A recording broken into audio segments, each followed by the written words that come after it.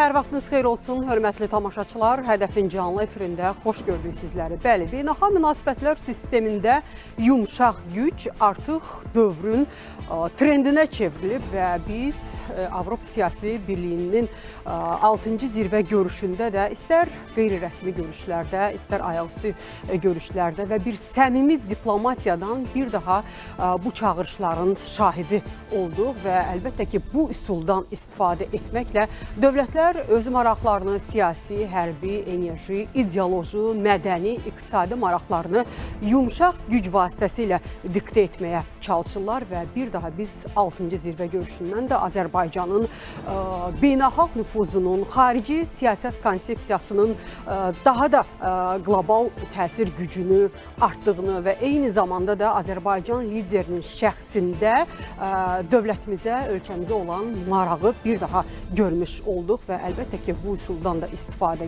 yumşaq gücdən istifadə etməklə xarici konsepsiyamızı daha da möhkəmləndirmək üçün biz müvafiq bir platform olaraq Avropa Siyasi Birliyində iştirakımız olduqca əhəmiyyətli idi və xüsusilə də region üçün, Avropanın özü üçün biz bu taktikadan istifadə etməklə qarşılıqlı dividendlər əldə etmiş olduq. Bəli, hörmətli tamaşaçılar, Avropa Siyasi Birliyinin zirvə görüşünün nəticələrini müzakirə edəcəyik. Eyni zamanda da burada əlbəttə ki, foto diplomatiyası ilə bugünləri trendlərə gələn, bax bu zirvə görüşündən hansı nəticələr əldə olunub, müzakirə etməyə çalışacağıq. Ona görə də qonaqlarımızı sizə təqdim edirəm. Bugünkü qonaqlarımız Milli Məclisin deputatı, eyni zamanda Beynəlxalq Münasibətlər Mərkəzinin, Beyin Mərkəzinin İdarə Heyətinin üzvü Gülşən xanım Paşayevadır. Xoş gördük sizi Gülşən xanım və Milli Məclisin digər üzvü Tural Gəncəliyev. Siz də salamlayıram, xoş gəlmişsiniz və İlqar Vəlizadə, siyasi şərhçi, politoloq, siz də salamlayıram.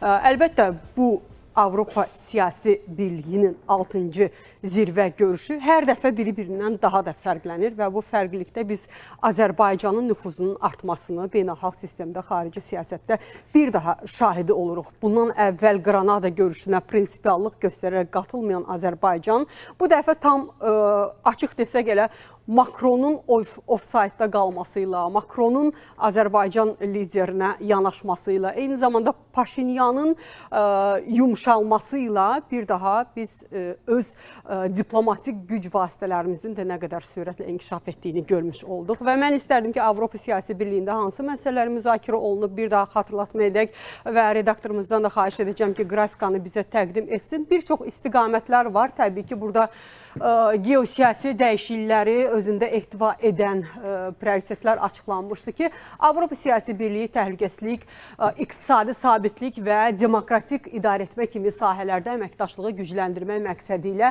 həm Avropa İttifaqı daxilində, həm də ondan kənarda kiçik və böyük ölkələr arasında siyasi və iqtisadi koordinasiyanı təşviq etməyə yönəlmiş hökumətlərarası platformadır. Birliyin məqsədi ümumi maraq doğuran məsələlərin həlli üçün siyasi dialoqu və əməkdaşlığı inkişaf etdirmək, Avropa qitəsinin təhlükəsizliyini, sabitliyini və rifahını gücləndirməkdir. Bu ilki zirvə toplantısında ümumilikdə 50-yə yaxın ölkədən dövlət və hökumət başçıları iştirak ediblər və tədbirdə innovasiya, enerji və sənaye davamlılığına keçid yolu ilə rəqabət qabiliyyətli və iqtisadi təhlükəsizlik, miqrasiya, Avropanın yeni dünya kontekstində lider mövqe tutması kimi mövzular müzakirə olunub. Gülşən xanım, burada Avropanın lider mövqeyi bugün müzakirə olunur. Aydın məsələdir ki, Avropanın mövqeyi xüsusilə də Amerika Birləşmiş Ştatlarındakı seçkilərdən sonra kifayət qədər zəifləyib və daxilindəki parçalanmalar, ABŞ kimi super güclə rəqabət həqiqətən də bugün Avropanın özündə bir çox suallar doğurur. Yenidən dünya nizamına baxılması, yenidən regional güclərlə, orta güclərlə əməkdaşlığının möhkəmləndirilməsi, itirilmiş mövqelərinin bərpası üçün strategiyalar yenidən çizilir. Amma bu Avropa Siyasi Birliyinin 6-cı zirvə görüşü də əslində rəsmi qərarların platforması deyil, amma qeyri-rəsmi görüşlərdə, burada səmimi diplomatiya danışırdı, burada foto diplomatiyası danışırdı və bir çox nüanslar bugün dünyanın sosial şəbəkələrinin trendinə çevrilib. İndi biz bu detallara gələcəyik. Gəlin elə özümüzdən başlayaq. bu fotodiplomatiyasında, səmimi diplomatiyada bax bugünkü görüntülər nə deməyə əsas verir? Bax Makronun Azərbaycan prezidentinə yaxınlaşması, Paşinyanın yalvarması az qala ki, gedək bir kofe içək Azərbaycan prezidentindən və əlavə etsək ki, cənab Ərdoğanın da Fransa prezidentinin salamlaşması, dırnaqarası salamlaşma demək olar buna, barmaqarası salamlaşma deyək. Bax, bugün Avropa siyasi birliyinin vizyonuna necə təsir göstərib Azərbaycan və Türkiyənin yaratdığı reallıqlar? Təşəkkür edirəm. Doğrudan da Jalə xanım, biz bu son, əgər götürsək zirvə görüşünü, məhz bu konkret təsisatın belə götürsək 6-cı görüşüdür də. Yəni 2022-ci ildən belə götürsək 3 il ərzində artıq 6-cı görüşün təşkil edilməsi göstərir ki, bir tərəfdən Avropa özü çox maraqlıdır ki, bu təsisat çərçivəsində görüşlər davam etdirilsin və məncə ilk görüşdə 44 ölkədən bugün 50-yə yaxın ölkəyə artıq qatılması onu göstərir ki, ümumiyyətlə Avropanın içərisində belə təsisatın olmasında müəyyən maraq var və onu davam etdirirlər ardıcıl şəkildə.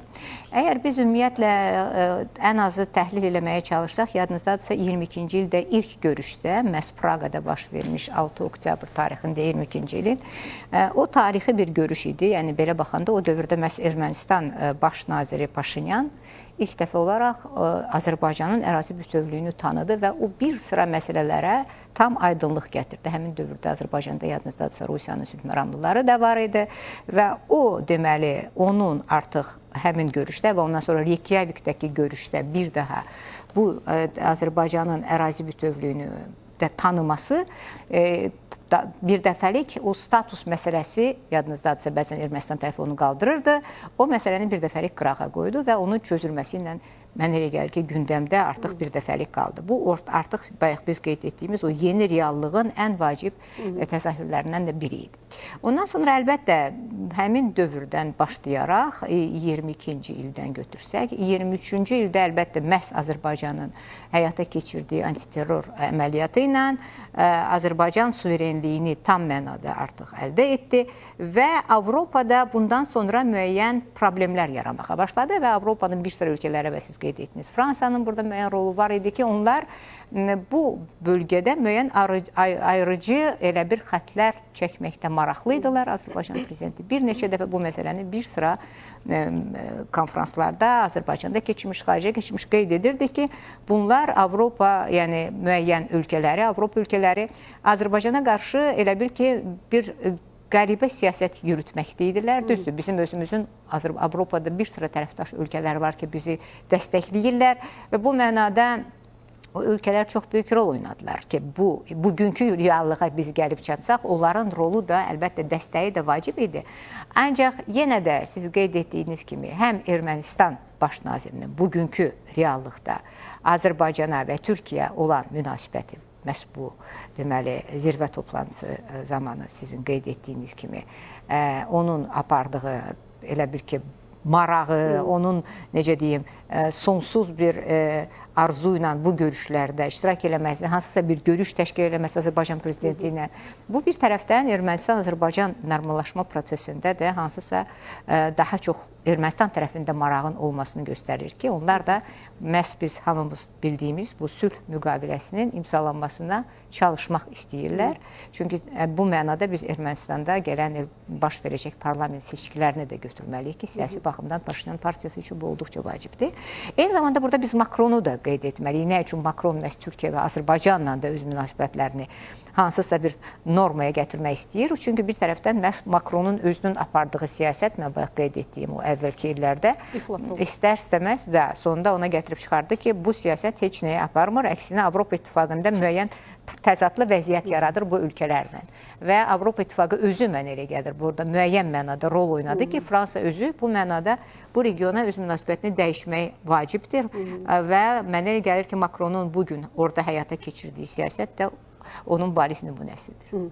Eyni zamanda Makronu silkələyən amillərdən biri də Azərbaycanın məhz Fransa müstəmləkəçisi olan ölkələrə açıq dəstəyi, net konkret verdiyi dəstək, Afrika ölkələrinin bugün müdafiəsi, Bakı təşəbbüs qrupu çərçivəsində və eyni zamanda da elə COP29 çərçivəsində də biz maliyyə dəstəyində qəbul olunmuş qərarlardan bu mövqeyə gələ bilərik və Gülşən xanım maraqları sadaladı və Azərbaycana olan maraq nədən irəli gəlirdi və Avropanın siyasi mənzərəsində, bu siyasi birliyində, bu zirvə görüşdə Tural müəllim, sizi cəlb edən, cazibədar görünən məqamlar nədən ibarət idi?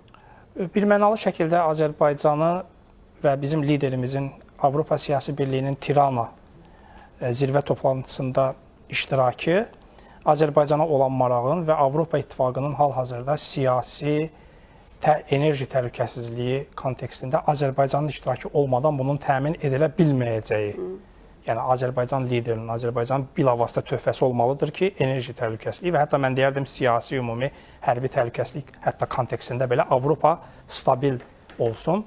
Hətta simvolik olaraq cənab prezidentin Avropa Komissiyasının Avropa Xarici İşlər və Təhlükəsizlik komissarı Kaya Kallası bir növ öz çətirinin altında saxlaması və bunun yəni Avropanın ikinci şəxsi, Avropa Komissiyasının vitse-prezidenti və xarici məsələlər və təhlükəsizlik işləri üzrə komissarın Azərbaycanın çətirinin altında görünməsi bir mesajdır. Simvolik olsa da bu çox güclü bir mesajdır ki, yəni Azərbaycan hal-hazırda hansı bir dərəcəyə gəlib çatmışdır. Bizim liderimiz Avropada hansı rolu oynayır, hansı siyasi çəkiyə malikdir, məsələlərə hansı şəkildə töhfə verir. Bilirsiniz, həmçinin bu Avropa Siyasi Birliyi sammiti 2022-ci ildə nəyə görə yaranmışdır? Xüsusilə də Rusiya-Ukrayna müharibəsi kontekstində.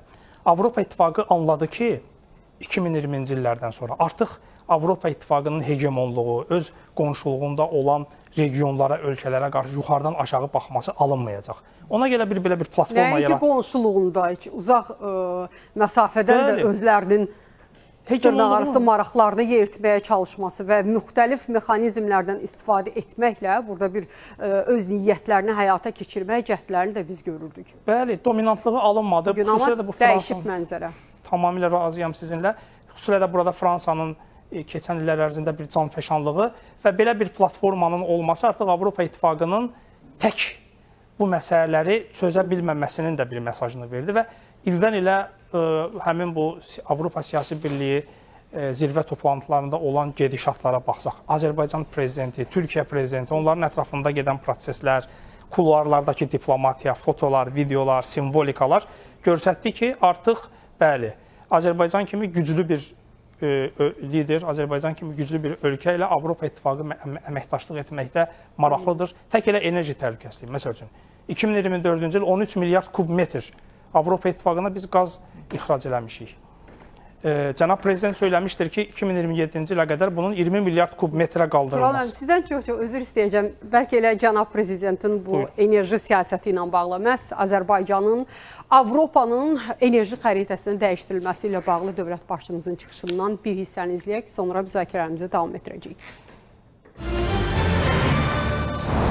Azərbaycan və Avropa Komissiyası energetika sahəsində strateji tərəfdaşlıqla bağlı memoranduma imza atdıqdan sonra Avropaya qaz təchizatımız təxminən 60% artdı. Bu memorandum Avropa Komissiyasının prezidenti və mənim tərəfimdən 2022-ci ilin ortasında imzalandı. Avropaya qaz təchizatımız 2021-ci ildə təxminən 8 milyard kubmetr idi. Ötən il demək olar ki, 13 milyard kubmetr oldu. Yəni, bu bizim ümumi ixracatımızın təxminən yarısından çoxdur. Bu 25 milyard kubmetrdir və bundan sonra da artacaq. Bugün həmin həcm artıq kifayət qədər çoxdur. Yeni yataqları əlavə etmək və mövcud qaz yataqlarında hasilatı artırmaq planlarımızı nəzərə alaraq biz birmənalı olaraq istehlakçılarımıza daha çox qaz verəcəyik. Bir sözlə, təsəvvür edə bilərik ki, əgər bizə daha çox təbii qaza qənaət etmək imkanı verən yaşıl enerji gündəliyini əlavə etsək, Azərbaycan enerji təhlükəsizliyi baxımından tərəfdaşları üçün daha mühüm rol oynayacaq. Bəli, bugün enerji potensialımız Avropa üçün hansı əhəmiyyətə malikdir? Birmənalı şəkildə bu Avropa üçün çox önəmli həyati əhəmiyyətə malikdir. Çünki alternativ enerji xətləri də funksional deyildir və cənab prezidentin biz çıxışında diqqətli məqamları ona diqqəti yönəldək ki, Azərbaycanın bu kapasitəsi də var ki, enerji ixracatını çoxaltsın. Bilirsiniz, dünyada ən güclü layihələrdən biri Cənub qaz dəhlizi. TANAP və TAP kimi layihələri birləşdirən Adriatik dənizinin dibi ilə gedib İtaliyaya qədər uzanan 3500 kilometr uzunluğunda bir enerji layihəsini məhz Azərbaycan və onun lideri həyata keçirmişdir. Yəni, bu layihə eyni zamanda Mərkəzi Asiyadan, Şərqdən Avropaya gedəcək təkcə ənənəvi neft və qaz deyil, eyni zamanda alternativ və bərpa olunan enerji mənbələrinin də Avropaya ixrac edilməsi ilə bağlı bizə potensiallar verir. Ona görə də təsadüfi deyildir ki, Avropa İttifaqının bir nömrəli şəxsləri cənab prezidentə xüsusi diqqət göstərirdilər. Fiyaskoya uğramış siyasəti ilə gündəmə gələn Makron özü şəxsən cənab prezidentə yaxınlaşaraq, yəni ki, diplomatik jestlə desək, bir növ üzrxahlıq eləyərək biz bunların hamısının şahidi olduq, gördük. Demək ki, artıq Azərbaycanın yaratdığı reallıq təkcə Cənubi Qafqazda deyil, böyük Avropa İttifaqında qəbul olunur. Mən hesab edirəm ki, bundan sonra Fransa, onun əlaltısı olan Ermənistan və digərləri anlamalıdırlar ki, Azərbaycanla münasibətdə artıq dəyişmək lazımdır. Azərbaycanla tərəfdaşlıq, bərabər partnyorluq münasibətləri qurmaq lazımdır ki, siz nəyəsə nail ola biləsiniz. Gərək əvvəl özləri dəyişsinlər. Təbii. Sonra bəli, o münasibətdə də o hiss olunmuş olsun. Təbii ki, biz Avropa Siyasi Birliyinin 6-cı zirvə görüşündəki rəsmi məqamlara yenidən qayıdacağıq. Burada iqtisadi, enerji və Cənubi Qafqazda regional sülh və təhlükəsizliyinə təsirlərini. Amma mənim üçün İlqar müəllimin də bir yanaşması maraqlıdır ki, burada səmimi diplomatiya danışırdı həm də və burada sizi cəzb edən məqamlar nədən ibarət idi və diplomatik dildə əslində məsələn Ərdoğanın, cənab Ərdoğanın o salamlaşması nə deməkdir? Hansı mesajı verirdi?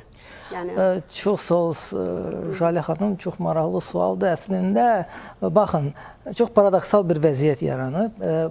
Onu da demək lazımdır ki, bu obyektiv olaraq bunu deməliyik. Bu cür formatlarda sammitlərin keçirilməsinin təşəbbüskarlardan biri belə deyək, Makronudur. Ancaq iş orasındadır ki, vaxtilə Makron bu təşəbbüsü irəli sürəndə o düşünürdü ki, bu meydanda o birinci rollarda olacaq və müəyyən öz maraqlarını və yaxud da ki, narrativlərini yeridə bilər. Amma sərt güclə. Bugün necə ki Ermənistanı silahlandırır, elə bilirdi ki, sərt güc dirijor qismində çıxış eləyəcək, bəli. Amma gördüyünüz kimi bu belə alınmır. Çünki burada digər ölkələr, daha nüfuzlu ölkələr var. Xüsusilə də Türkiyənin başçısı və Türkiyənin, burada bu mənzərə də bundan xəbər verir. Makron hətta belə deyək də, bu görsənən bir şeydir, görünən bir şeydir. Jest eləmək istəyirdi ki, yəni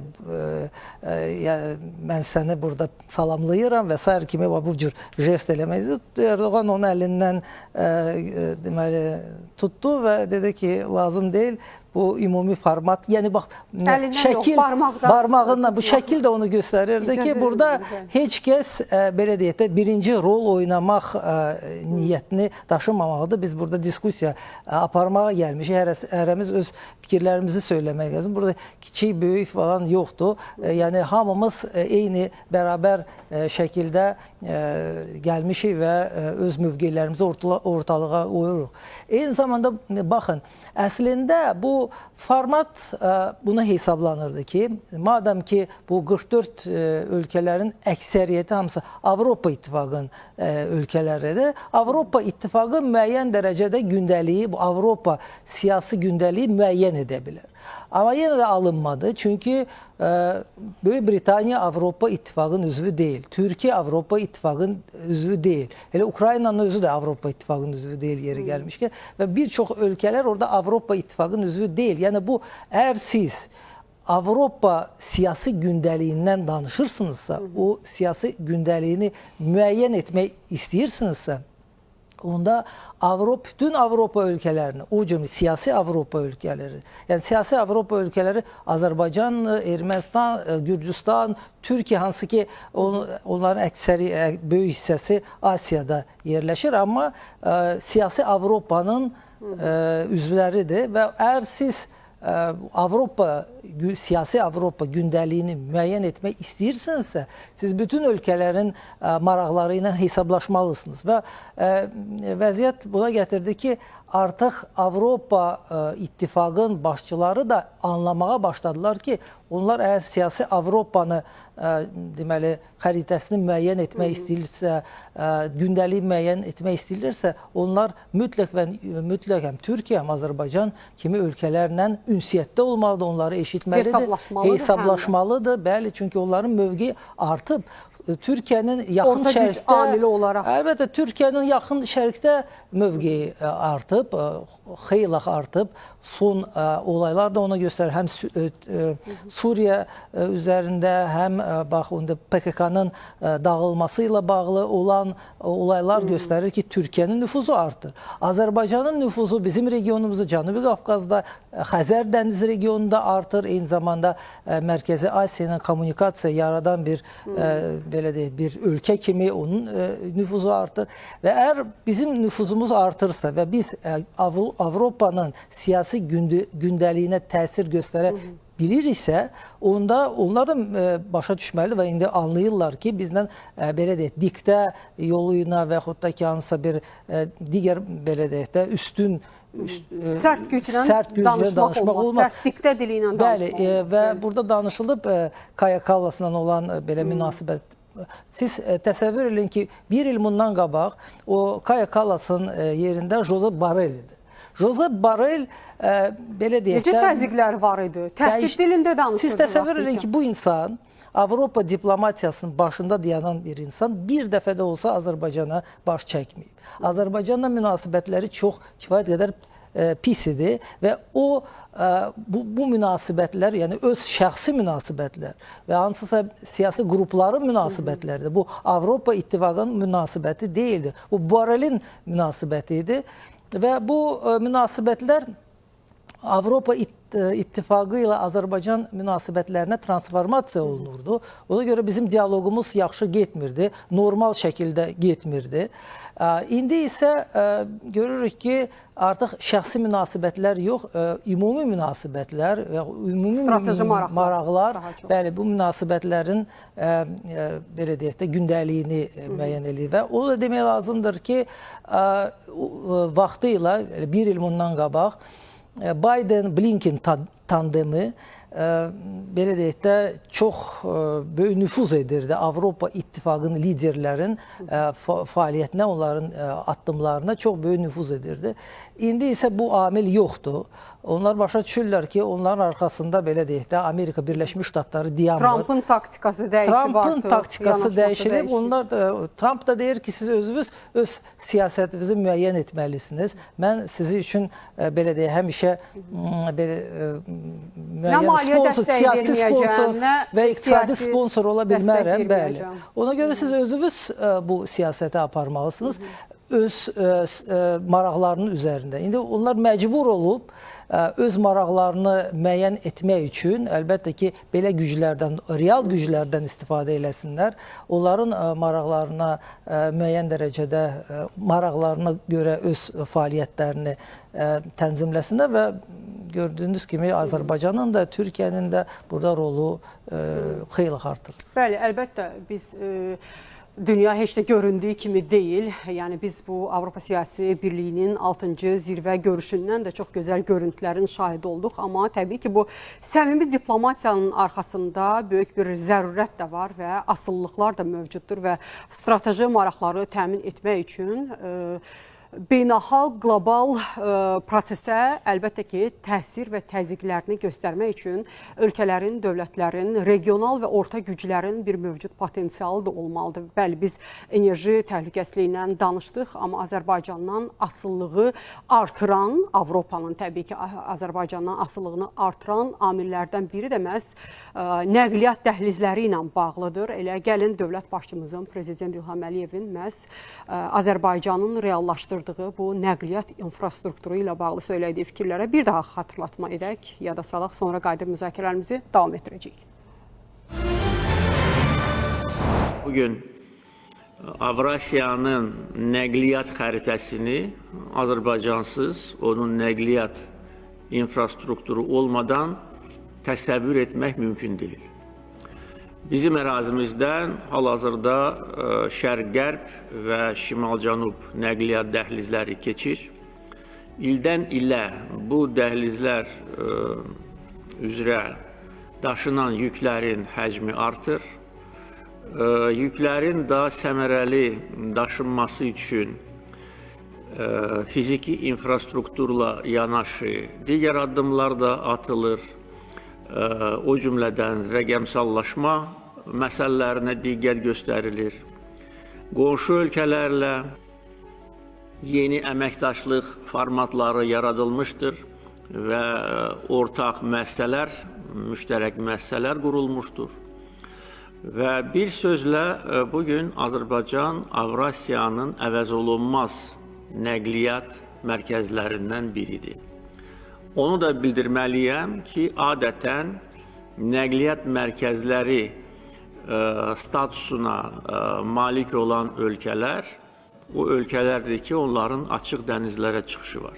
Bizim isə dünya okeanlarına çıxışımız yoxdur, amma buna baxmayaraq, gördüyümüz işlər nəticəsində biz Azərbaycanı əvəzolunmaz nəqliyyat mərkəzlərinin birinə çevirmişik. İşlər davam edir. Həm şimal-cənub, həm şərq-qərb nəqliyyat dəhlizləri üzrə indi əlavə tədbirlər görülür. Çünki vaxtı ilə hesablanmış yüklərin həcmi artıq onu göstərir ki, daha böyük həcmdə yüklər keçəcək. Bu, müxtəlif səbəblərə bağlı olan məsələdir. Ancaq fakt odur ki, biz indi bu dəhlizlərin aşırma qabiliyyətini artırmaq üçün əlavə sərmayə cəlb etmişik və edəcəyik. Bəli, Gülşən xanım, bu yumşaq gücün arxasında duran zəruri amillər nədən ibarətdir və Azərbaycanın xüsusilə də indi biz enerji nəqliyyat dəhlizlərindən danışmaq istəyərdik ki, Azərbaycanın bugün reallaşdırdığı nəqliyyat dəhlizlərinin, ümumiyyətlə mövcud potensialının Avropanın verdiyi qərarlara təsirləri nədən ibarətdir? Təşəkkür edirəm. Bəli, bu çox vacib mövzudur. Çünki əgər biz sizi ilə bayaq biz enerji məsələlərinə toxunduq, ancaq paralel olaraq biz əgər gələcəyə baxırıqsa, nəqliyyat dəhlizləri və ümumiyyətlə Avrasiyanı biz götürürüksə, Cənab Prezident qeyd etdiyi kimi, bax bu xəritəni cızarkən bugün artıq qeyd etmək olar ki, bir sıra istiqamətlərdə artıq müvafiq iş Azərbaycan tərəfindən görülmüşdür. Yəni, söhbət ondan gedir ki, bütün bu dövrə qədər Azərbaycan bir tərəfdən öz infrastrukturunu fiziki olaraq yaratmışdır, genişləndirmişdir, şaxələndirmişdir. Yəni, istər-istəməz biz bugün məhz əvəz olunmaz nəqliyyat mərkəzi olmaq üçün bütün müvafiq addımları atmışıq. Yəni, bu bir arzu, bir mif deyil, bu reallıqdır və bu reallığı artıq hamı başa düşür və anlayır ki, əgər bir tərəfdən, məsələn, götürürüksə Avropanı, hansı ki, məsələn, Avropa qitəsinin əsasən birləşdirir, o bir tərəfdən Asiyada yerləşən bir sıra başqa ölkələr, məsələn, Çin kimi belə böyük dünyanın ən, necə deyim, iri super güclərindən biri olan bir dövlət arasındakı Nəhənglər sırasında. Bəli, bəli. Bunları birləşdirmək üçün əlbəttə ki, nəqliyyat dəhlizləri bugün olduqca vacibdir və bu dəhlizlər ola bilsin ki, bu günə qədər hansısa mövcud dəhlizlər var idi. Demək olmaz ki, bu yeni bir istiqamətdir. Ancaq məhz Ukraynada gedən müharibə dövründə, məhz son 3 il ərzində artıq bu məsələlərə yeni bir baxış ortaya qoyulur. Çünki başa düşülür ki, bir tərəfdən okeanlarla və eyni tərəfdən yuxarıdan şimal yolu ilə gedən bütün bu çətinliklər artıq yeni orta dəhlizin gündəmə gəlməsini gətirib çıxarır və bunu hər iki tərəf, yəni həm Avropada olan Avropa İttifaqı,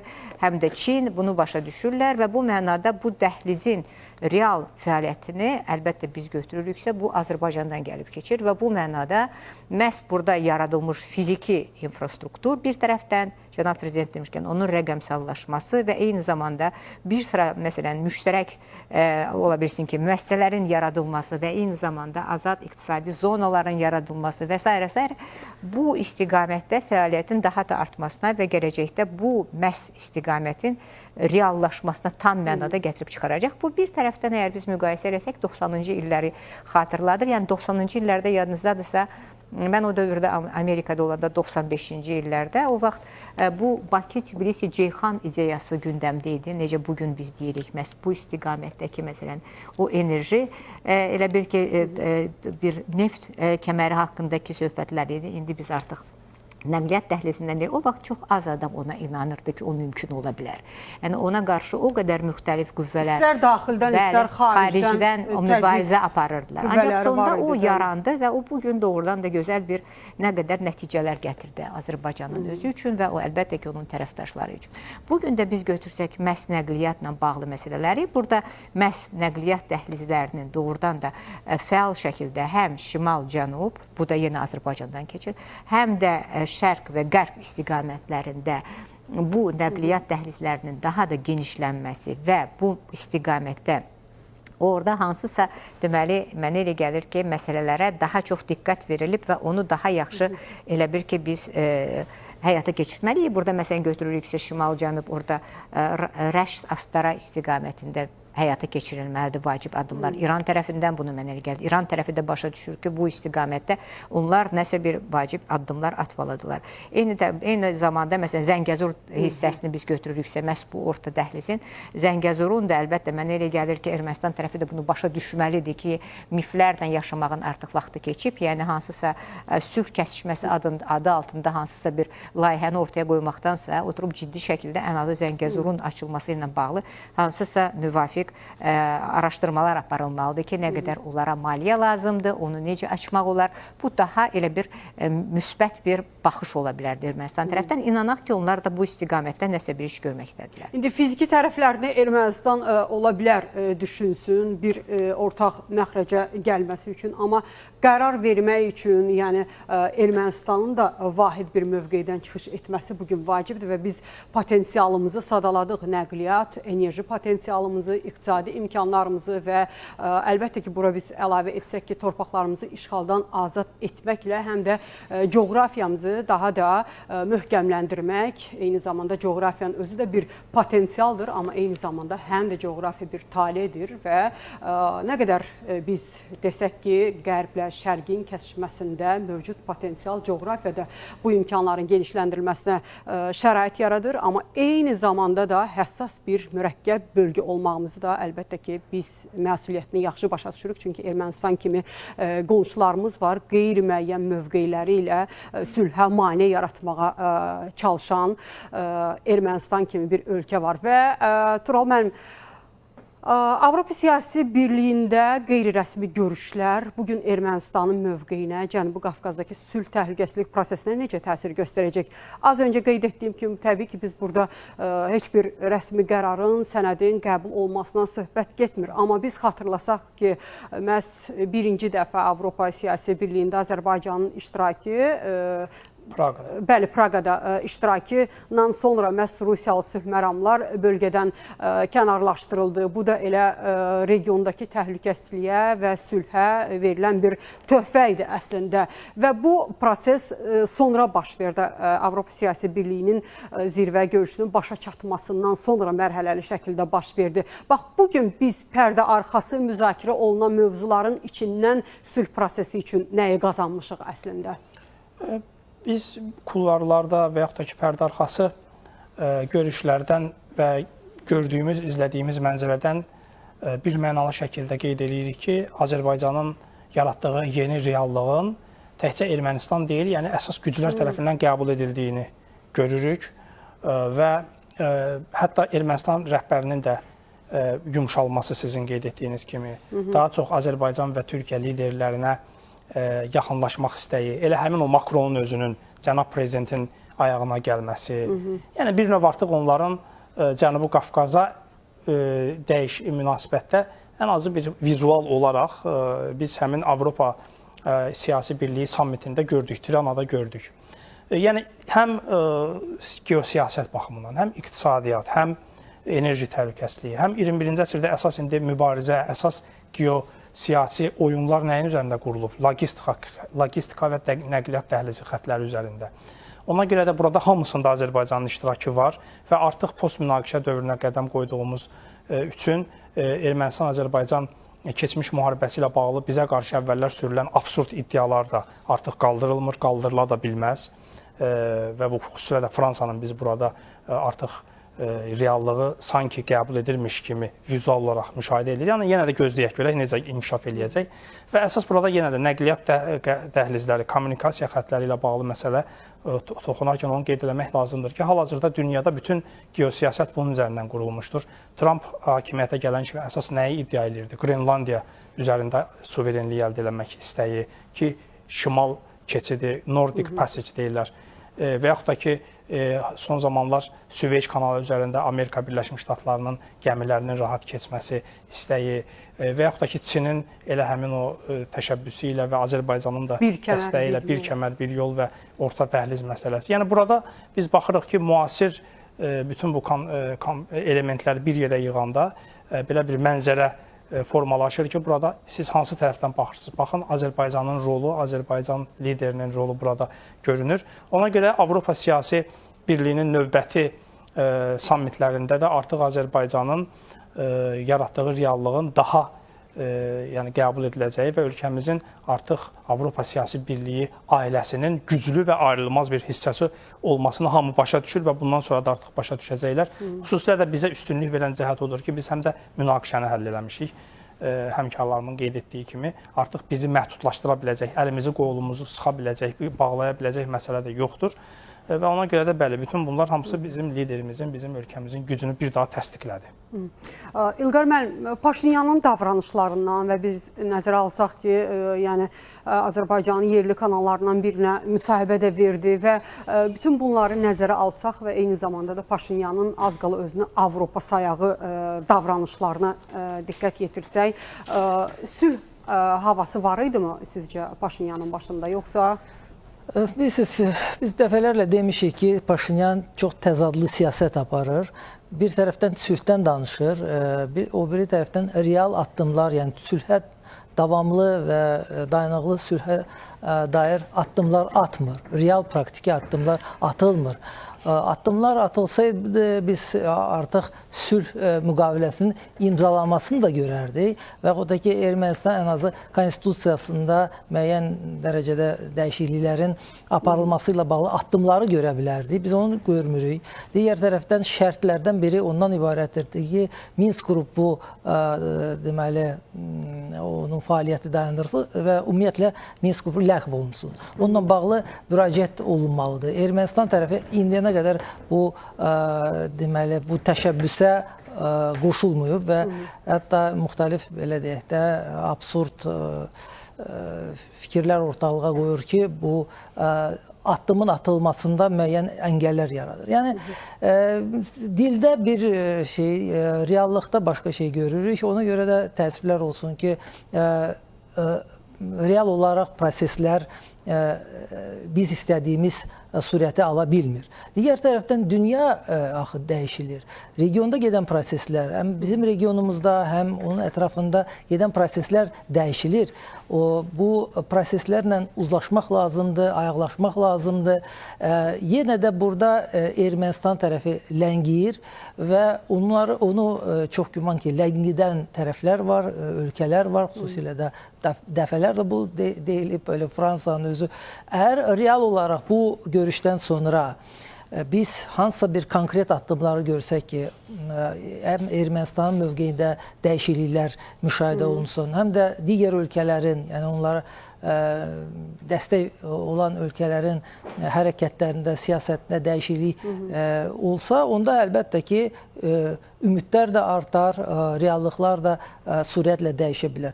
Onu demək lazımdır ki, biz necə dünyada indi qloballaşmadan dünya regionlaşmaya gedir. Yəni, dünyanın müxtəlif regionlarda region ölkələri daha sıx münasibətlərdə olurlar. Yəni qloballaşma öz effektini vermədi, doğrultmadı özünü. Bəli, indi əks proses gedir. Yəni müxtəlif regionlarda müharibələrlə müşahidə olundu bu təəssüflər olsun ki, bu belə oldu və ümumiyyətlə də bu qərb ölkələrin bir-biri ilə olan münasibətlər, ziddiyyətlər də bu prosesi sürətləndirdilər.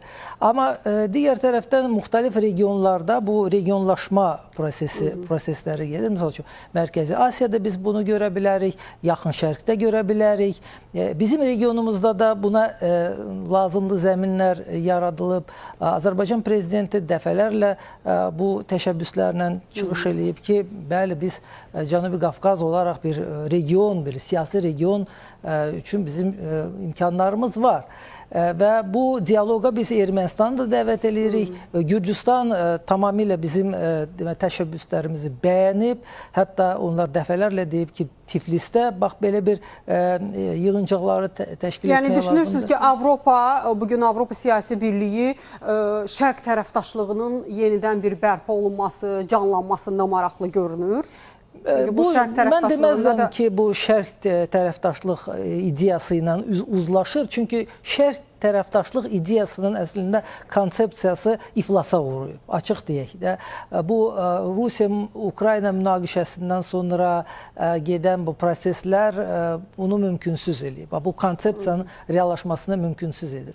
Amma bu regionlaşma, bu Avropadan gələn təşəbbüs deyil, bu regiondan gələn təşəbbüsdür. Ona görə ki, regionda vəziyyət dəyişilib və biz bu təşəbbüslə çıxırıq və çıxış edirik və eyni zamanda Ermənistana dəvət edirik bu təşəbbüsə qoşulsun. Amma görünür ki, Ermənistan yenə də burada kiminsə siyasətini həyata keçirərək müəyyən bu məsələdə də ləngimələr aparır və Azərbaycan tərəfinin istəyi ondan ibarətdir ki, bizim regionumuzda çəpərlər olmasın, siyasi çəpərlər, iqtisadi çəpərlər olmasın, vahid region olsun.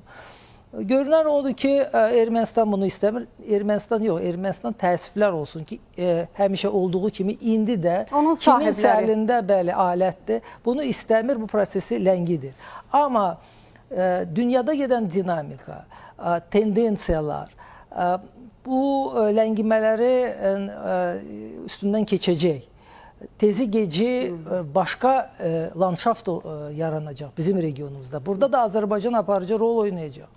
Ona görə indi Ermənistanın siyasi rəhbərliyi bu tendensiyaları görürsə, yaxud da görməyə bacarırsa, bu başdan addımlar atmalıdır. Yoxsa sonra gec olacaq, sonra gecikmiş addımlar onların özlərindən də xeyrinə olmayacaq və yenə də təcrübə də göstərir, digər ölkələrin, digər regionların təcrübəsi göstərir ki, buna alternativ yoxdur.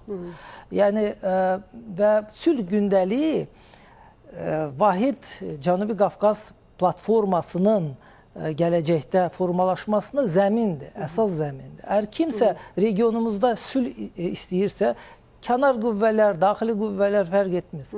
Onlar əlbəttə ki, bu ideyanı dəstəkləməlidir. Yox, istəmirlərsə, təəssüflər olsun ki, o ideya reallaşacaq, çünki reallıq Azərbaycanın ortalığa qoyduğu reallıq ondan xəbər verir. İstəmirlərsə, sadəcə onların maraqları öz regionlarında qalsınlar. Bəli, o Ermənistan üçün siz qeyd etdiniz. Yəni, sonradan düşünüb qərar verməkləri gecikmiş bir qərar olar. Necə deyərlər, o arxadan atılan daş bugün Ermənistanın öz topuğuna dəyər. Bəli, regionlaşma, regionların təşkilatlanmasına İlqar müəllim toxundu. Yeni institutların, təsisatların yaranması həqiqətən də son illərin regional çağırışlarına çevrilib və biz elə bunu Azərbaycan prezidentinin məhz inaugurasiya mərasimində söylədiyi Türk ailəsi bizim ailəmizdir dediyi fikirlərdən də aydın görürük və bu bizim üçün bir yol xəritəsi, strategiya oldu və biz Həqiqətən də son dövrlər regional təşkilatların bir güc olaraq, orta güc olaraq bir çox qlobal proseslərə təsirini görmüş oluruq. Necə deyərlər, Avropanın, Qərbin bugün mübarizəsi ilə artıq regionda bir immunitet formalaşıb, region ölkələrinin bir mübarizə forması yaranıb və biz bunu Türk Dövlətləri Təşkilatında da, xüsusilə də Azərbaycan və Türkiyənin katalizator rolu olaraq çıxış etməsində də görmüş oluruq. Bax, bugün regional təşkilatlar Azərbaycan və Türkiyənin timsalında necə güclənir? Bax, regional güc mərkəzlərinin, orta güc mərkəzlərinin bugün sistemli şəkildə addımlamasını və bugün bu çağırışlara cavab verməsini, bugün qarşımızda duran prioritetləri biz necə açıqlaya bilərik Gülşən xanım? Bu yaxşı sualdır və mən razıyam tam mənada İlqar müəllimlə ki, bəli, bugün regionlaşma ümumiyyətlə dünyada artıq o proseslər getməkdədir. Yəni, bir tərəfdən biz əgər çox qütblü dünyadan danışırıqsa, artıq burada dünyanın müxtəlif qütbləri, regionlarında artıq müəyyən ortaq məxrəc, coğrafiya, tarix, mədəniyyət, müvafiq hansısa ortaq, necə deyim, həmin ölkələrə mənsub olan o keyfiyyətlər əsasında müəyyən, deməli, birliklər yaranmaqdadır. Və bu baxımdan əlbəttə Türk ailəsi bu olduqca vacib bir, mənə elə gəlir, istiqamətdir ki, bu istiqamət yeni deyil. Yəni, belə götürsək, biz 91-ci ildən öz müstəqilimizi bərpa etdikdən sonra, yadınızdadırsa, ondan əvvəl bu ağır bir, elə bir ki, o dəmir pərdə ki, deyirdilər, var idi. Biz Türkiyədən ayrılmışdıq və bu mənada biz Sovet İttifaqının içərisində olan 15 ölkədən biri kimi müvafiq olaraq inkişaf etməkdəydik. Ancaq o Türk bizim kökümüz, o kök Türkiyədən əlaqələrimiz olmadığına görə elə bir ki, hardasa bizi ilə idi, ancaq o əlaqələrin yaranmasına, o baxışın ortaya gəlməsinə ola bilsin ki, 18-20-ci illərdəki Azərbaycan Demokratik Respublikası və o dövrdəki proseslərlə müqayisə eləsək, əlbəttə o başqa bir dövr idi.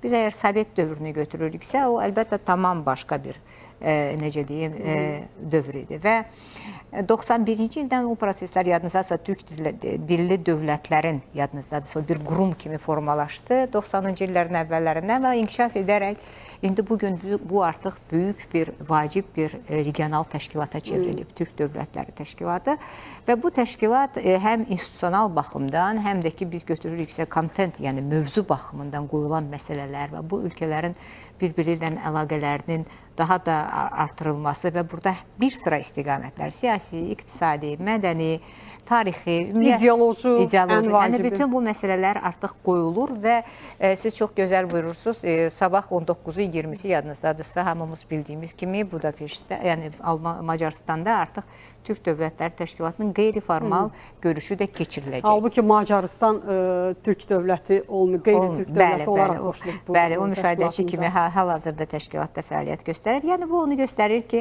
hər il, məsələn, yadınızdadırsa, ildə bir dəfə deməli, rəsmi görüş keçirilir. Ancaq məhz Azərbaycanın təklifi ilə artıq eyni zamanda keçən ildən başlayaraq bu təşkilatın qeyri-rəsmi görüşü də keçirilir. Yəni, ildə 2 dəfə bu görüşlər keçirilir. Əlbəttə, bu çox müsbət haldır. Yəni, bu onu göstərir ki, bir tərəfdən artıq bu təşkilatın formalaşması baxımından, inkişafı baxımından da bu görüşlər nəticəsində bir sıra məsələlər gündəmə gəlir və müzakirə edilir və bütün dövlət başçıları tərəfindən ortaq bir mövzu, bir istiqamət formalaşır. Ancaq biz burada sizinlə əgər yenə gələcəyə baxırıqsa, burada mənə elə gəlir ki, ancaq Türk dövlətləri yox, biz bütün elə bir bizi ilə tərəfdaş olan dövlətlər. Region ölkələri. Bəli, bəli. Yəni, Türkiyə özü fenomenal bir ərazidə yerləşir. Yəni, o həm bir tərəfdən yaxın şərqin bir tərəfdən və Şimali Afrikanın olan münasibətlərini götürsək, bir tərəfdən Türkiyənin özünün Avropanın içərisində olan münasibətləri və eyni zamanda onun Cənubi Qafqaz və hətta Rusiya ilə bugün olduqca mürəkkəb bir dövrdə, məhz İstanbulda bu yaxında keçirilən Ukrayna və Rusiya, əgər biz o danışıqlarının məhz İstanbulda, məhz Rusiya prezidenti Putinin məhz deməli fikri olmuşdu ki, gəlin bunu elə İstanbulda keçək. Bunu göstərir ki, Türkiyə özünə görə fenomenal pusat bir rol oynayır. Və onun güclənməsi ilə bu təşkilatın özünün də gələcəkdə daha da inkişaf etməsi və bu ölkələrin də öz türk kimliyinə daha yaxından bələd olması üçün bu gözəl imkanlar yaradır. Bəli və təkcə türk təşkilatları yox, qloballaşma ilə mübarizədə regionlaşmanın biz müqayisəli təhlilini aparırıqsa, bugün Avropa Siyasi Birliyinin 6-cı zirvə görüşünü biz konkret şəkildə regionda keçirilən görüşlərlə, regionda keçirilən bu təşkilatların təşəbbüsləri ilə də müqayisə edə bilərik. Çünki açıq-aydın rəqabət görürük, Tural müəllim. Əslində Antalya diplomatik forumunu biz xatırlatmış olsaq və ümumiyyətlə Türk Dövlətləri Təşkilatının tədbirlərini, samitlərini, zirvə görüşlərini, Şuşada hətta bu qlobal çağırışlara biz şahidlik etmişik və eyni zamanda da Azərbaycan və Türkiyənin bir platforma rolunu bugün dünyanın diqqətinə çatdırmış olsaq, İsraillə Azərbaycanda Türkiyənin görüşlərini, Türkiyədə Amerika Birləşmiş Ştatları ilə Rusiya-Ukrayna müharibəsinə dair görüşləri. Yəni bu konkret olaraq regionda iki platforma, iki ölkə seçilir. Azərbaycan, Türkiyə, Azərbaycan, Türkiyə. Bir qədər də geri xatırlatmaya biz getsək, NATO-nun generalları ilə Rusiyalı generallar yenə də bir etibarlı məkan olaraq Azərbaycanı seçmişdilər və Azərbaycanla Türkiyə qardaş ölkələr bir əslində sinxron ardıcıllıqla bu rəqabətin intensivliyini təmin edən ölkələrdir. Və bu rəqabətə biz bugün Qərb, konkret olaraq regional, Qərb-Rusiya rəqabəti kontekstindən baxmış olsaq, bugün güclər balansını necə qiymətləndirmək olar ümumiyyətlə, yoxsa bu rəqabət prinsipi necə aparılır? Bax, biz gördük ki, məsələn, Avropa Siyasi Birliyinin zirvə görüşü baş tutdu. Ardıncan məlumat yayıldı ki, Sergey Lavrov Ermənistana gedir. Biz açıq-aşkar Rusiya ilə Qərbin bugün rəqabətini görürük. Necə təsir göstərir konkret bizim regionumuza? Siz haqlısınız, çünki hal-hazırda bu yeni dünya düzəni artıq köhnə 2-ci Dünya müharibəsindən sonra mövcud olan sistemin işləməməsi, funksional olmaması, hətta Tiranada keçirilən bu 6-cı Avropa Siyasi Birliyinin sammitinin lozunqu, əsas şüarı Yeni Avropa, Yeni Dünyada. Bütün bunlar göstərir ki, hər bir regional qüvvələr, hər bir bloklar özlərinə yer axtarır, özlərindən əməkdaşlıq, tərəfdaşlar qururlar və ona görə də sizin qeyd etdiyiniz kimi Azərbaycan-Türkiyə tandemi çox unikal şəkildə müxtəlif sahələri sanki bir nüvə şəklində yığır. Məsəl üçün, Türkiyə qeyd olunduğu kimi artıq həm Şimali Afrika, Aralıq dənizi, Avropa, Qara dəniz üzrə bir neçə istiqamətdə siyasi maraqları olan, geosiyasi maraqları olan ölkədir. Türkiyə bugün Türkiyənin iştirakı olmadan nə regionda, nə dünyada heç bir məsələ həll edilmir. Azərbaycan biz nəzər salırıq, Qafqazlar, Xəzər dənizi, Qara dəniz bölgəsində güc mərkəzinə çevrilmişdir.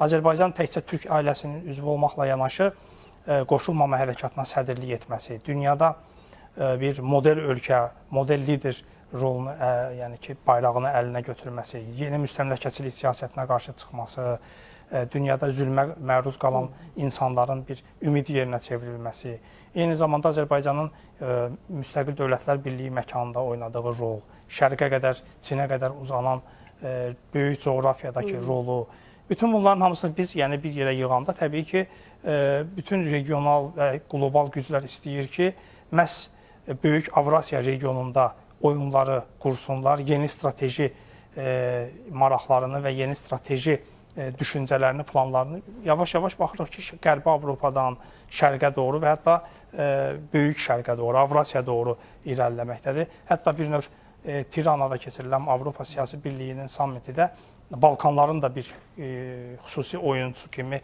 önə çıxması deməkdir. Balkanlarda yenə də Türkiyənin böyük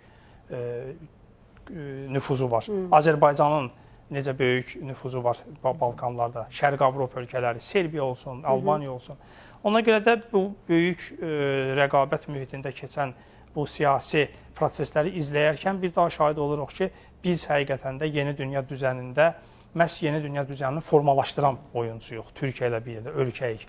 Yəni biz gözləmirik ki, kimsə gəlib hansısa bir planları qursun, hansısa yeni dünya düzənini qursun və bizə rol versin, bizə yer versin. Xeyr, biz özümüz həmin o planları çəkən, onu həyata keçirən, icra edən və öz yerimizi, öz rolumuzu da müəyyənləşdiririk özümüz. Bax, budur bizim üstünlüyümüz və gücümüz. Və bütün bu rəqabət fonunda, həqiqətən də gərgin mübarizə fonunda balansı qoruyub saxlamağı bacaran ölkəyik. Bəli, bu balanslaşmış siyasətə İlqar mən bir qədər sonra gələcəm sizinlə, amma istərdim ki, məhz Türkiyənin də burada mərkəzdə, diqqətdə idi. Rolu çox böyük idi Avropa Siyasi Birliyinin 6-cı zirvə görüşündə. Ona görə də gəlin elə Türkiyəyə bağlanaq. Cavid Emre Aytekin, siyasi şərhçi bizimlə bərabərdir.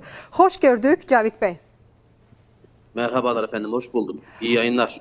Təşəkkürlər və Avropa Siyasi Birliyinin 6-cı zirvə görüşündə Azərbaycan və Türkiyə mərkəz rolunda çıxış edirdi və bu birlik bugün bu zirvədən necə görünürdü? Hansı mesajları verməyi bacardılar? Evet efendim, Azerbaycan-Avrupa Birliği ilişkileri 90'lı yıllardan beri ortaklık temelinde gelişiyor.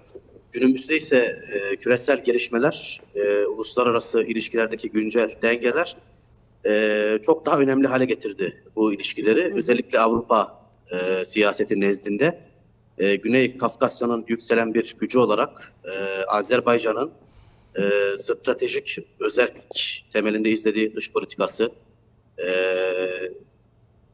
ticaret rotaları, yükselen, güçlenen Doğu-Batı ilişkileri Azerbaycan'ı inanılmaz derecede değerli bir konuma getiriyor.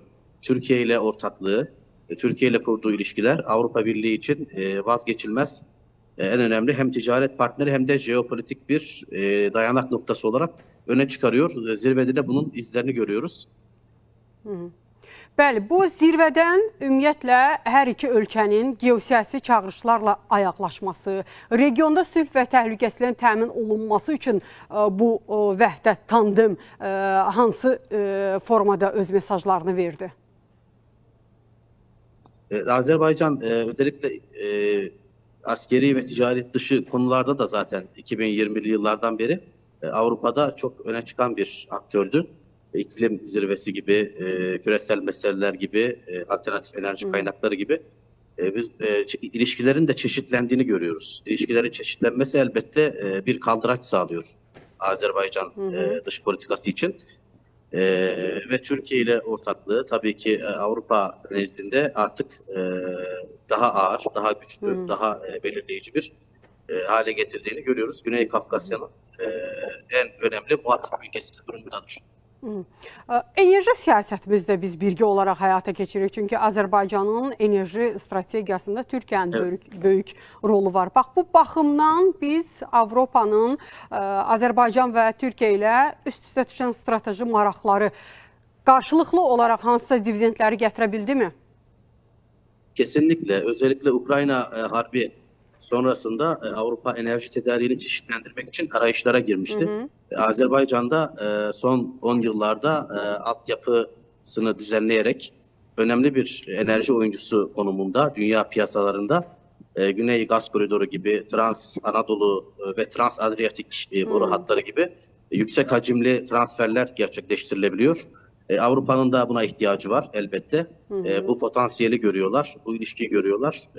Burada önemli olan güçlü bir siyasi iradeyle ve altyapı imkanlarının tamamlanmasıyla bu enerji potansiyelinin jeopolitik bir araç olarak değerlendirilebilmesi, istifade edilebilmesi. Bunda da çok iyi yol kat edildiğini görüyoruz Avrupa üzerinde Azerbaycan'ın konumunu dikkate aldığımızda. Cavid bəy, bir sual da verəcəm sizə.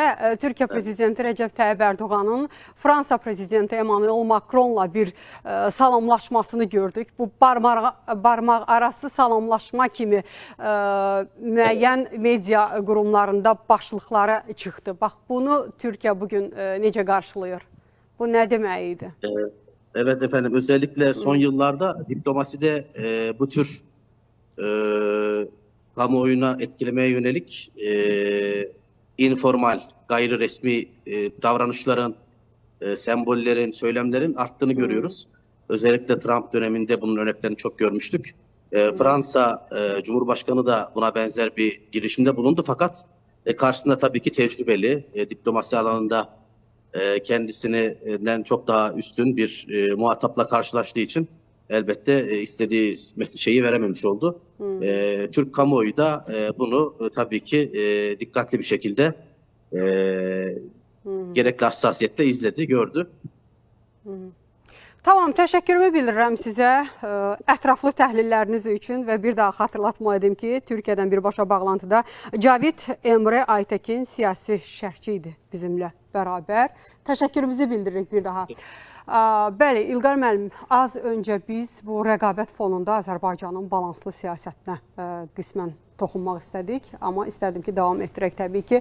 Və çətin deyilmi, yəni bu mürəkkəb rəqabətdə balansı qoruyub saxlamaq, Avropa ilə regionun çağırışlarını uzlaşdırmaq mümkündürmü? Çox çətindir əlbəttə ki, amma bizim başqa çıxış yolumuz yoxdur.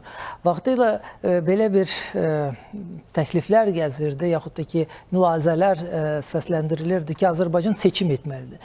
Ya NATO tərəfə, ya Rusiya tərəfə, yəni ümumiyyətlə hansısa seçimin qarşısında dayanıb hər dəfə, ya axır başa o seçim etməlidir. Azərbaycanın seçimi ən gözəl, ən düzgün seçimdir. Yəni bu qütblər arasında biz müəyyən kommunikator rolunu oynaya bilərik. Hər hansısa seçim etsəydik biz vaxtı ilə, Allah qəni-qəni rəhmət eləsin ümumilli liderə, o vaxt imkan verməyib, bax belə seçimidir və bu dəstxət indi də cənab prezident davam etdirir. Əgər biz seçim etsəydik, biz forpost ölkəsinə çevriləcəkdi. Biz bufer ölkəsinə çevriləcəkdi. Bizim ölkəmizdən, belə deyək də, bariyerlər, geosiyasi bariyerlər keçəcəkdi. Ukrayna təmsilində biz görə bilirik ki, geosiyasi bariyerlərin keçən ölkənin aqibəti necə olur? Yəni, bu acınacaqlı bir reallıqdır və biz əlbəttə ki, bu bilərəkdə bunu etməmişik. İndi isə bizim çox mürəkkəb coğrafiyada biz kommunikasiya rolunu oynayırıq və müxtəlif ölkələrlə, hətta bir-biri ilə rəqabət aparan ölkələrlə, güc mərkəzləri ilə biz normal münasibətlər qurmuşuq. Yəni, onların dediyi ilə, onların diktəsi ilə biz siyasət qurmuruq. Onların müəyyən etdiyi konjunktura üzərində biz siyasətimizi qurmuruq, ancaq öz siyasətimizi elə qururuq ki, onlar əgər doğrudan da bu konstruktiv yanaşmadırsa, bizim imkanlarımızdan istifadə etməklə öz nüfuzunu artırmış olurlar regionda. Yox, əgər onların maraqları, bizim maraqlarımız onların maraqları ilə üst-üstə gəlmir, biz heç kəsin deməli oyunu bizim regionumuza gətirmək niyyətində deyilik və bu da ən, belə deyək də, ən gözəl siyasətdir. Siz coğrafiyadan danışmışsınız, Jalə xanım. Əslində, mən coğrafiya fakültəsini bitirmişəm. Siyasi və iqtisadi coğrafiyadır. Taleyimizdir. Nəinki taleyimizdir. Coğrafiyanı düzgün müəyyən etmək lazım. Cənab Prezident də yeri gəlmişkən son müsahibələrdən birində deyib ki, coğrafiya bir resursdur. Ondan normal şəkildə istifadə etmək lazımdır. Kim ki bunu bacara bilir, o udur. Kim ki bacara bilmir, təəssüflər olsun ki, o böyük oyunların qurbanına çevrilir. Baxın, mən sizə belə bir şey deyim. Biz Avropa siyasi deməli məkandan danışırıq. Azərbaycan coğrafi Avropasının Cənubi Qafqazda ən böyük ölkəsidir. Bizim ərazimizin 10% Avropanın coğrafi Avropadadır. Müqayisədə Gürcüstanın 1%-dən daha az hissəsi Avropanın payına düşür. Ermənistan ümumiyyətlə Avropada deyil. Coğrafi Avropada Ermənistan yoxdur. Ümumiyyətlə dalandadır. Dalanda bu başqa bir məsələdir. Bu geniş bir mövzudur. Amma eyni zamanda coğrafi Avropada deyil bu ölkə. Türkiyə Avropa, Türkiyənin Trakiyası Avropa hissəsidir. Digər ölkələr Avropada, amma Ermənistan ümumiyyətlə Avropada deyir. Ona görə ən axırıncı ölkədə Avropadan danışa bilən ölkə Ermənistan olmalıdır, yeri gəlmişkən. Və bu da coğrafiyadır. Və bizim məkanda, bizim Azərbaycan yeganə ölkədir ki, yeganə ölkə Cənubi Qafqazda həm Cənubi Qafqaz ölkələrindən həm sərhəddə, eyni zamanda Türkiyə, Rusiya, İranla sərhəd olan ölkədir. Yəni, nə Gürcüstanda bu üstünlük yoxdur, nə Ermənistanda yoxdur. Yeganə ölkəyik ki, bütün 5 Xəzəryanı ölkələrlə biz Xəzər dənizi hövzəsi üzərində deməli qonşuyuq. Bizim ölkəmiz həm Cənubi Qafqaz ölkəsidir, həm Xəzər regionunun ölkəsidir, həm Cənubi Qərbi Asiyanın ölkəsidir. Bizim coğrafiyada Avropa ilə Asiya kəsişir, real olaraq belə. Ona görə də bu bir üstünlükdür və bu üstünlükdən biz istifadə eləyirik indi. Baxmayaraq ki, yenə də çox mürəkkəb coğrafiyada yerləşirik. Bu həmişə tarixi boyu belə olub. İndi də müxtəlif güclərin maraqları burada toqquşur. Bizim qonşularımızın maraqları heç də hər zaman həm onların maraqlarının üst-üstə gəlmir, bizim maraqlarımızın üst-üstə gəlir. Amma siyasi ustalıq ondan ibarətdir ki, sən bunu biləsən və bütün bu ölkələrlə normal, belə komplementar münasibətlər qurasan. Bizim sərhədlərimiz sülh sərhədləridir. Ermənistan özü belə seçim edib. Ona görə Ermənistanla sərhəd indi hal-hazırda belə şərti sərhəd, hələ ki orada delimitasiya, demarkasiya prosesi aparılmalı. Amma digər sərhədlərimiz sülh sərhədlərdir. Və biz dalan ölkəsi deyilik. Əksinə biz tranzit ölkəsi. Əməkdaşlıq platforması yox. O real olaraq bu belədir. Ona görə də həm şimal-cənub dəhlizi üzərindən gedən yüklərin həcmi çoxalır, həm də şərq-qərb dəhlizi üzərindən gedən yüklərin həcmi çoxalır. Niyə çoxalır? Çünki bizim coğrafiyamız buna imkan verir. Biz özümüz belə şərait yaratmışıq ki, müxtəlif dövlətlər burada belə deyək də bu coğrafiyadan istifadə eləsin. Tamamilə doğru.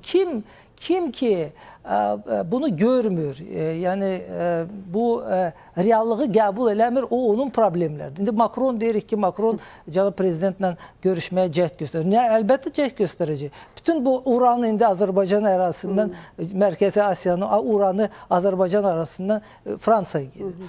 O reallıqdır, qəbul eləməlidir və qəbul eləyir. Mən düşünmürəm ki, bizi çox istəyir və çox istəyəcək. Məcburiyyət qarşısında seçimi yoxdur. Tamamilə düzdür, seçimi yoxdur.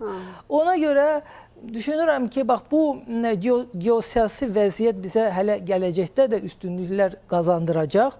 Əgər bu siyasətimiz heç birimizin şübhəsi yoxdur ki, bu siyasət davam etməyəcək, davam edəcək, möhkəmlənəcək və bax bu belə deyək də seçim məsələsi bizim üçün aktual deyil və seçim bizim üçün aktual olmayacaq. Ona görə də biz qoşulmama hərəkətinə üzv olmuşuq. İndi də bu platformadan genicə bolca istifadə edirik. Eyni zamanda qlobal şimal və cənub. Tamamilə düzdür. Nəinki özümüzə, dünyaya da bu qoşulmama hərəkatı çərçivəsində kifayət qədər töhfələr verməyə bacarmışıq. Bəli, haqlı vurğuladınız. Nə qədər çətin, mürəkkəb olsa da, amma Azərbaycan bu balansı qoruyub saxlamağı və öz iqtisadiyyatını, öz enerji, hərbi potensialını düzgün idarə edərək bu böyük güclərin təzyiqlərinə cavab verməyi bacarıb Gülşən xanım. Amma bugün Ermənistan biz az öncə dalanda qaldığını ifadə etdik artıq və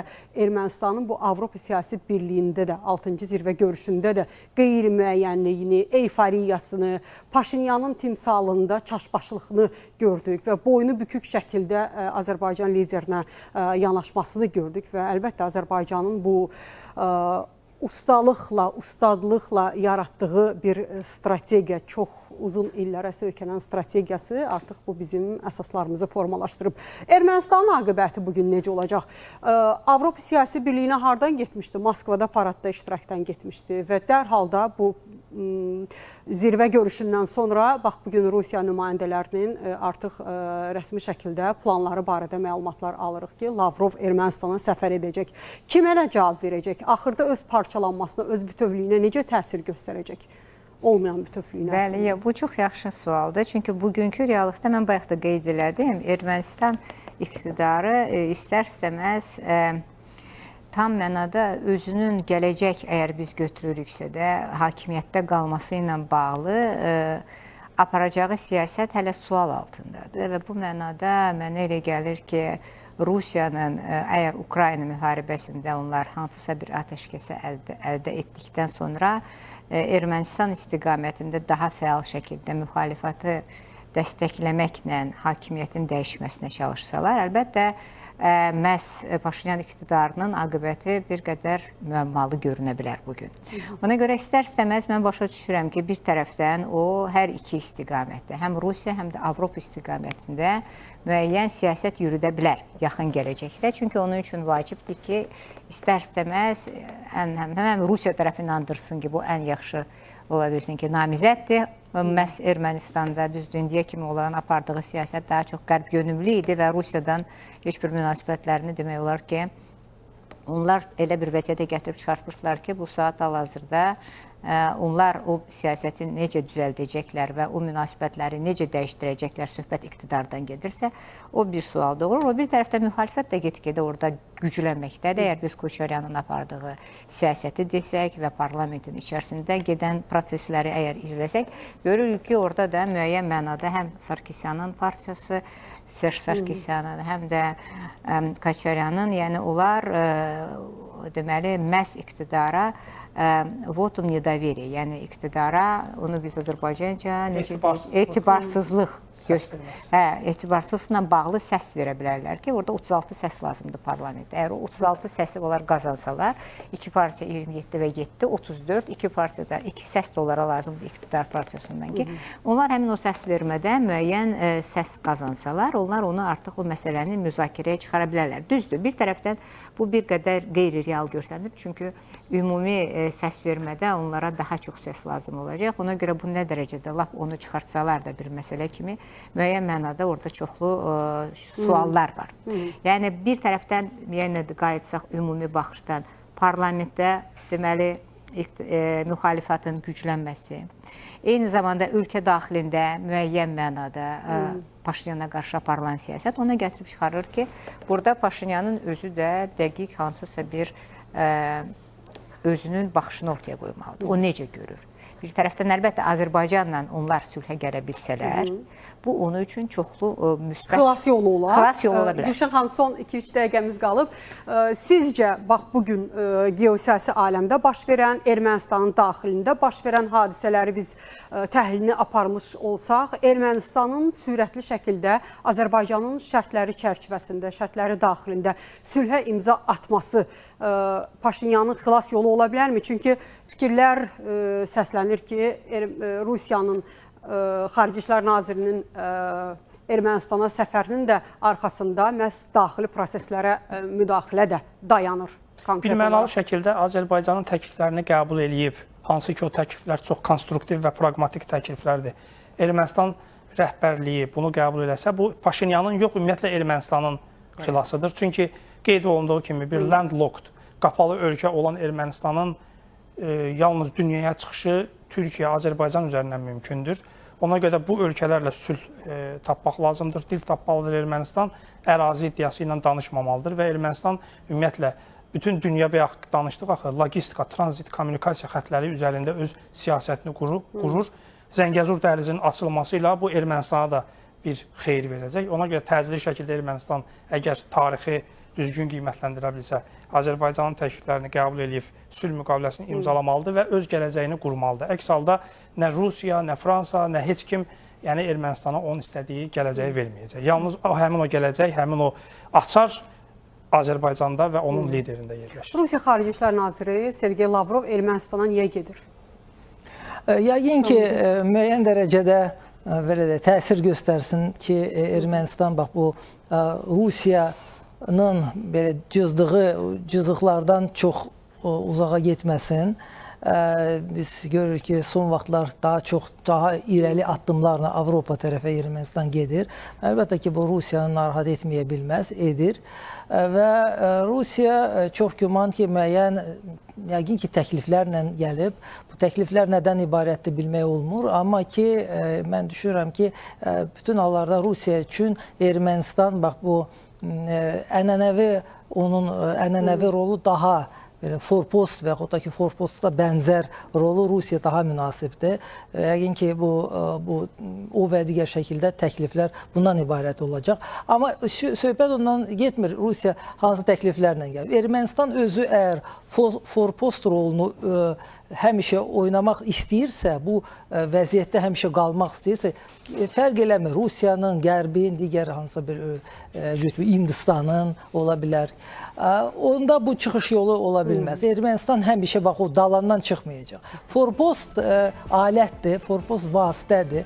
Forpost ölkəsi heç vaxt müstəqil layihədir, heç vaxt müstəqil siyasət aparmayıb. Ona görə əgər Paşinyan doğrudan da həmişə o dediyi kimi müstəqil siyasəti aparmaq istəyirsə, müəyyən nəticələr çıxartmalıdır. Yox, eləyə bilmirsə, o onun problemidir. Sülhə qoşulmalıdır. Təbii ki, Azərbaycanın çağırışlarına, şərtlərinə cavab verməlidir. Çünki Azərbaycanın şərtləri məhz dünyanın çağırışları ilə bugün sinxronluq təşkil edir, adekvatlıq təşkil edir və necə deyərlər, axına qarşı çıxmaq olmaz. Ermənistan isə bugün axına qarşı çıxmaqla təbii ki, özünün daxilində parçalanma yarada bilər və necə ki, yaradırdı. Belə, hörmətli tamaşaçılar, biz Avropa Siyasi Birliyinin 6-cı zirvə samitinin nəticələrini müzakirə etdik. Eyni zamanda da bu zirvə samitinin regional Cənubi Qafqaz təhlükəsizlik sülh sisteminə təsirləri barədə qonaqlarımızla birlikdə təhlillər apardıq. Sağlıq olsa yenidən görüşəcək. Salamat qalın.